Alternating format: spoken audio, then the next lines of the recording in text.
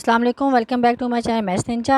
आज मैं आपको एक्सरसाइज 4A का क्वेश्चन नंबर 12 करा रही हूँ। क्वेश्चन नंबर 12 है, Hussain bought 8 books at $W each and 7 pen at $M each. यानी कि हमारे पास यहाँ पे उन्होंने $W और $M दिया, कोई उन्होंने वैल्यू नहीं दी। She had spend $3W + 5M left. Find the amount of money she had at first. तो हमने जो इसकी अमाउंट है जो उसके पास शुरू में थी वो कितनी है कि find the amount of she had at first. जब स्टार्टिंग में उसके पास सारी क्या अमाउंट थी पेन और बुक्स की, वो हमने फाइंड करनी है। तो चलें हम इसका सोल्यूशन करते हैं। चलें, मैंने क्वेश्चन भी नोटबुक पे लिख लिया। अब हम इसका सोल्यूशन करते हैं कैसे होगा। पहले हमने लिखना है टोटल नंबर ऑफ बुक्स लिखते हैं। ठीक है, पहले बुक्स निकालते हैं। टोटल नंबर ऑफ बुक्स कितनी है, हाउ मैनी बुक्स, 8 बुक्स। ठीक है, और the cost of the book कितनी है, it's $W। Cost of the book is equal to one की। ठीक है, आ बुक लिखा है, ऑफ अ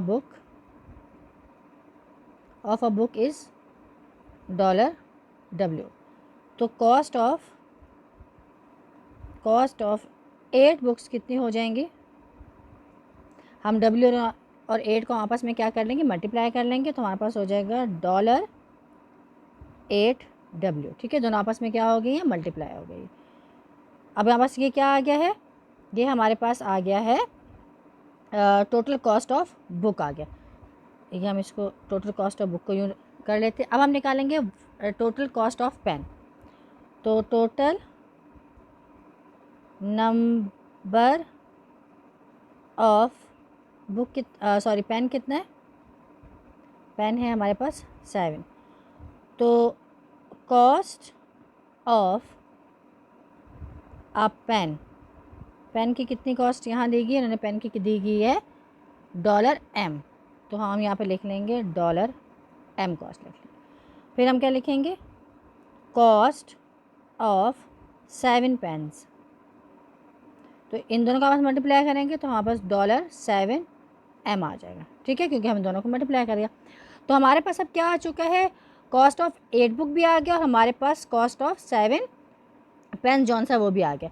तो टोटल कॉस्ट हमारे पास अब दोनों की कितनी आ गई वो हम यहाँ लिखते हैं। Total cost of books and 8 books लिखेंगे और 7 पेन्स कितने आ गया। टोटल कॉस्ट ऑफ एक बुक कितनी हमारे पास आई है, $8 डॉलर लिखेंगे। ठीक है, $8 और प्लस कर देंगे इसके अंदर $7M किसकी कॉस्ट आ गई हमारे पास, पेन की आई है। तो total cost of 8 books and 7 pens की क्या आई है, $8W + 7M। अच्छा, अब हम क्वेश्चन में ये देखेंगे कि उन्होंने हमसे क्वेश्चन में पूछा गया है find the amount of money she had spend first, कि जो एक्चुअल अमाउंट उसके पास थी वो क्या थी स्टार्टिंग में। तो उसके लिए हम क्या करेंगे, इसकी हम निकालेंगे एक्चुअल अमाउंट निकालेंगे। ठीक है, तो अब हमने निकालनी है क्या चीज़ निकालनी है, एक्चुअल अमाउंट निकालेंगे जो कि उसके पास थी। तो हमारे पास देखिए दोनों की अमाउंट आ गई। एक हमारे पास क्या अमाउंट है, ये वाली हमारे पास अमाउंट दी हुई है, और जो दूसरी हमारे पास अमाउंट आई है वो हमारे पास जो उसने स्पेंड कर, जो उसके पास शी हैड लेफ्ट कितनी, $3W + 5M उसके पास लेफ्ट थी। और एक ये हमारे पास अमाउंट आई है जो कि बुक्स और पेन को दोनों को ऐड करके फाइंड होती है। यानी कि हमारे पास अभी हमारे पास 2 अमाउंट्स है। एक अमाउंट वो है जो कि उसके पास बाकी रह गई थी, यानी कि उसके पास कि $3W + 5M जो अमाउंट है वो उसके पास लेफ्ट थी। और हमारे पास जो हमने फाइंड किया वो 8 बुक्स और 7 पेन के जो अमाउंट है वो हमारे पास आई है $8W + 7M। तो हम इस वाली अमाउंट को जो कि बुक्स और पेन की कॉस्ट आई है और जो हमारे पास लेफ्ट अमाउंट आई है उसको हम आपस में ऑल टुगेदर प्लस कर देंगे तो हमारे पास एक्चुअल अमाउंट आ जाएगी। तो हमारे पास बुक्स और पेन्स की अमाउंट कितनी थी, हमारे पास थी $8W + $7M। प्लस, और जो हमारे पास जो शी हैड स्पेंड कितना कर चुकी थी, 3W प्लस $3W, और आज के पास कर चुकी थी 5M ये कर चुकी, क्योंकि ये भी डॉलर में ही है। अच्छा, डॉलर। तो अब हम इसको क्या करेंगे, हम लिखेंगे $8W plus $7M plus $3W और प्लस $5M। अब $8W प्लस $3W इन दोनों को प्लस करेंगे, और फिर हम $7M और $5M को प्लस करेंगे।